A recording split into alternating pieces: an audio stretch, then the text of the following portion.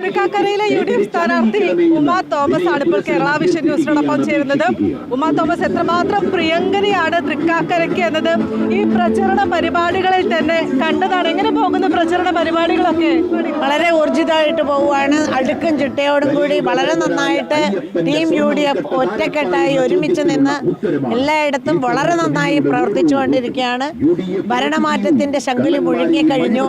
ആ മാറ്റത്തിനൊപ്പം തൃക്കാക്കരയിലെ പ്രബുദ്ധരായ വോട്ടർമാർ ഈ ഭരണമാറ്റത്തിന് വേണ്ടിയിട്ട് തയ്യാറെടുത്ത് ഏപ്രിൽ 9 നടക്കുന്ന നിയമസഭാ തെരഞ്ഞെടുപ്പിൽ ഏറ്റവും അനുകൂലമായി തൃക്കാക്കരയെ മുന്നിലെത്തിക്കാനായിട്ട് കൂടെ ഉണ്ടാവും എന്ന ഉറപ്പുണ്ട്.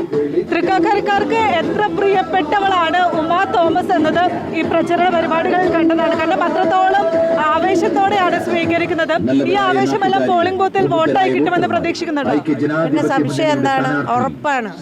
ഇപ്രാവശ്യം ഇടതുപക്ഷം ചാരി നിൽക്കുന്നവർ പോലും ആഗ്രഹിക്കുന്നത് ഒരു ഭരണമാറ്റം തന്നെയാണ്. അത് ഉറപ്പായിട്ടുണ്ടാവും. ഒരു ഭരണമാറ്റത്തിന്റെ കാഹളം മുഴങ്ങിക്കഴിഞ്ഞു.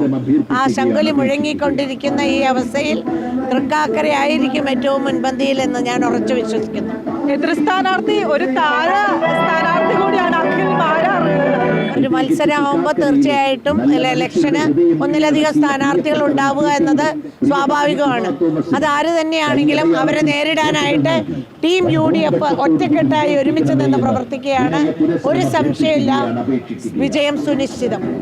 ഈ പ്രതിപക്ഷ നേതാവാണെങ്കിലും ഇപ്പോൾ രാഹുൽ ഗാന്ധി കേരളത്തിൽ വന്നപ്പോഴാണെങ്കിലും ആരോപിച്ചത് ഈ ഡീൽ ആരോപണമാണ്. ചേച്ചിക്ക് എന്ത് തോന്നുന്നു? ഈ ഡീൽ ശരിക്കും BJPയും CPM-ഉം തമ്മിൽ ഒരു ഡീൽ ഉണ്ടെന്ന് തോന്നുന്നുണ്ടോ? പല സ്ഥലത്തും നമ്മൾക്ക് അങ്ങനെ സംശയം തോന്നുമല്ലോ. പ്രതിപക്ഷ നേതാവ് ഒന്നും വെറുതെ പറയാറില്ല. അതുകൊണ്ട് തന്നെ രാഹുൽ ഗാന്ധി അടക്കം അത് ഏറ്റെടുത്തിരിക്കുക. നിങ്ങൾ പരിശോധിച്ചാൽ അറിയാം, പല സ്ഥലത്തും അത്തരം കാര്യങ്ങൾ തന്നെയാണ് നടന്നുകൊണ്ടിരിക്കുന്നത്. എന്തായാലും ഇത്തവണ UDF സർക്കാർ തന്നെ അധികാരത്തിൽ ഏറുമെന്ന വിശ്വാസമുണ്ടോ? അവർക്കത് വെച്ചില്ലെങ്കിൽ ആവേശം ഉണ്ടാവില്ല. അതാ ഇത്തവണ UDF സർക്കാർ അധികാരത്തിൽ ഏറുമോ? പിന്നെ ഒരു സംശയമില്ല, 100+ ഒരു സംശയമില്ല. ഒരു വനിതാ മുഖ്യമന്ത്രി ഉണ്ടാകുമോ? അങ്ങനെയൊന്നും നമ്മൾ പറയുന്നില്ല. എത്ര പേരാണ് ഞങ്ങളുടെ നേതാക്കൾ?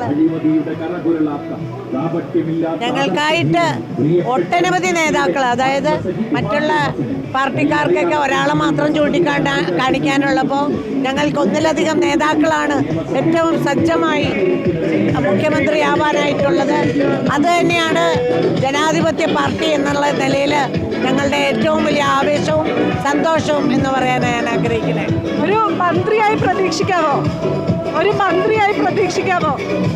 അതൊന്നും ഇപ്പം പറയാനില്ല. ഇപ്പം നമ്മൾ ടീം UDF വിജയിക്കുക, ഭരണം പിടിച്ചെടുക്കുക എന്നുള്ള ഒറ്റ ഉദ്ദേശമേ ഉള്ളൂ. എന്തായാലും ടീം UDF വലിയ ആവേശത്തിൽ തന്നെയാണുള്ളത്. തൃക്കാക്കരയിൽ ഉമാ തോമസിന്റെ പ്രചരണ പരിപാടികളാണ് പുരോഗമിച്ചുകൊണ്ടിരിക്കുന്നത്. വലിയ ആത്മവിശ്വാസത്തിൽ തന്നെയാണ് ഉമാ തോമസ് ഉള്ളത്.